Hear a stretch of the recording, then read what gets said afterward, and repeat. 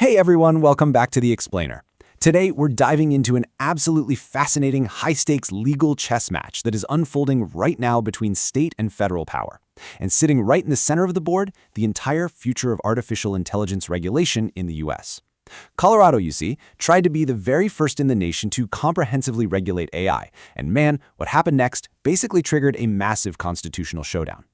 So let's just get right into it, because this core question, can a single state regulate global AI without violating the Constitution, is exactly what we're unpacking today.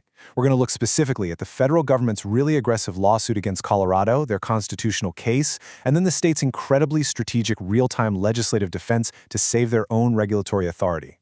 If you care at all about how the AI tools we use every single day are built and governed, you really need to understand this battle. All right, here is our roadmap for today. Number 1. The opening move. 2. The federal strike. 3. Colorado's legislative defense. And finally, 4. The national blueprint. Let's get to it. Kicking things off with Section 1, the opening move, the first AI Act. So flashback to May 2024. Colorado felt this really urgent need to act, where the federal government had essentially stalled out. They wanted to protect consumers from the potential harms of automated decision-making. So they went ahead and passed Senate Bill 245, officially becoming the very first state to enact comprehensive AI legislation. And this timeline brilliantly illustrates the incredibly rapid pace of these legal maneuvers. It's wild. The original law was signed in May 2024, but before it could even take effect, bam! April 2026 hits us with a massive lawsuit from Elon Musk's XAI, which was then joined by the U.S. Department of Justice, resulting in a federal injunction.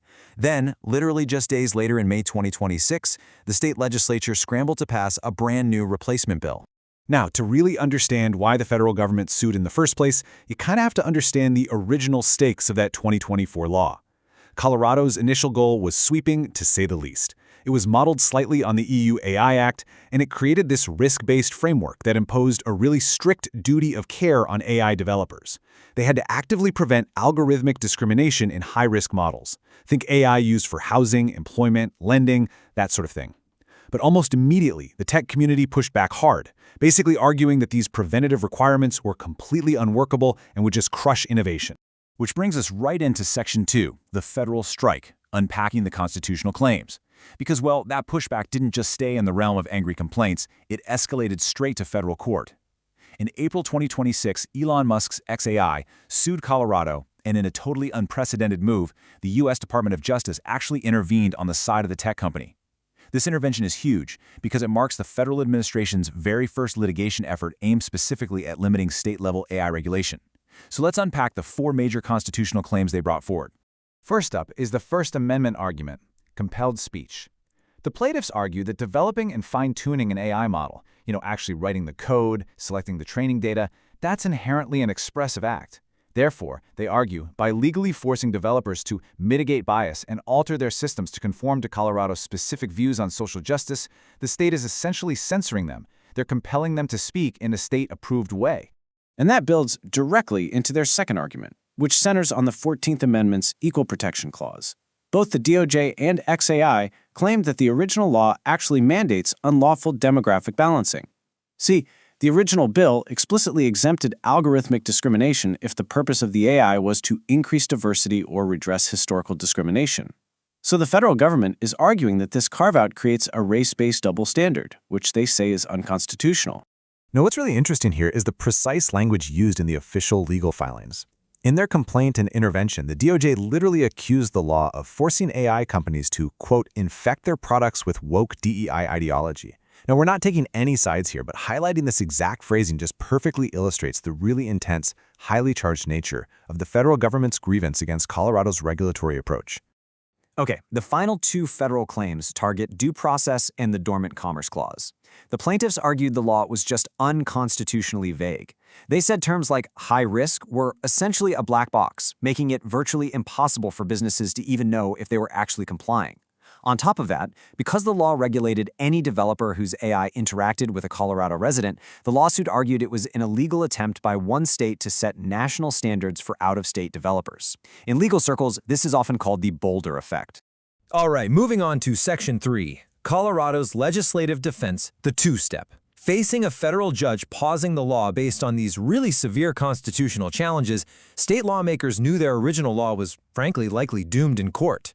So what did they do? They executed a highly strategic legislative two-step. In real time, they made the call to just repeal the halted 2024 law entirely and replace it, effectively trying to moot the federal lawsuit. And the speed of this was absolutely extraordinary. We're talking just days before the legislative session adjourned. In May 2026, the Colorado legislature passed Senate Bill 26189. It rushed through both chambers with massive bipartisan support and was fired off to Governor Jared Polis. I mean, this wasn't just a minor tweak either. It was a fundamental, ground-up rewrite of the state's entire AI governance paradigm, specifically designed to survive that constitutional scrutiny. So the crucial point here is how systematically Colorado actually patched its vulnerabilities. Just look at this defensive matrix. To fix the compelled speech issue, they removed that problematic duty of care that forced developers to alter their code, and they shifted instead to a disclosure model. To fix equal protection, they stripped out the controversial DEI exemptions completely, tying liability strictly back to existing already constitutional state anti-discrimination laws. And to fix the vagueness issue, they clearly defined the triggers and mandated that the Attorney General establish concrete rules.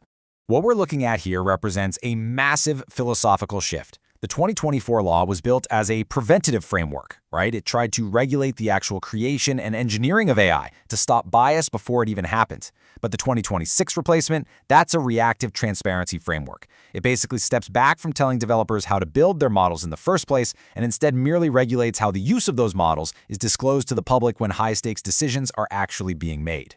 So practically speaking, what does this actually mean for businesses when all of this takes effect in January 2027? Well, it essentially boils down to 3 concrete steps for deployers of automated decision-making tech. Step 1. You've got to give consumers a clear, pre-decision notice that AI is being used. Step 2. If the AI makes an adverse decision against that consumer, say denying them a loan, you have exactly 30 days to disclose the role the AI played. And step 3, you have to offer the consumer a right to a meaningful human review so they can actually appeal the machine's choice. But here is a really surprising fact.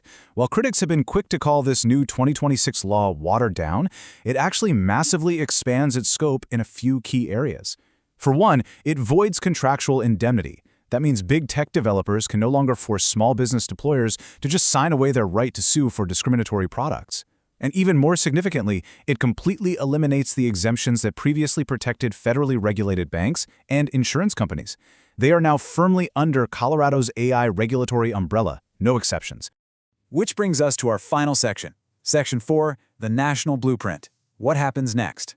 Colorado has essentially run this grueling 2-year beta test on how to legally regulate artificial intelligence in America.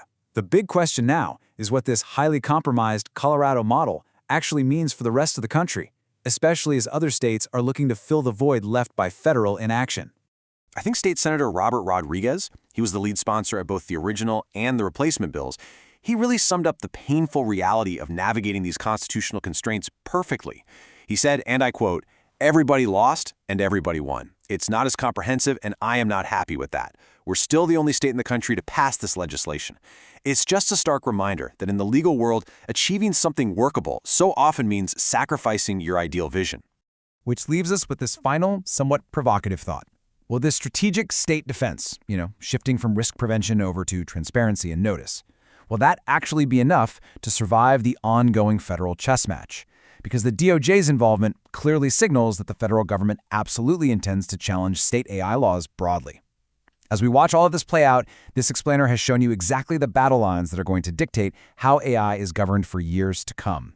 Thanks so much for learning with us today, and definitely keep your eyes on the courts.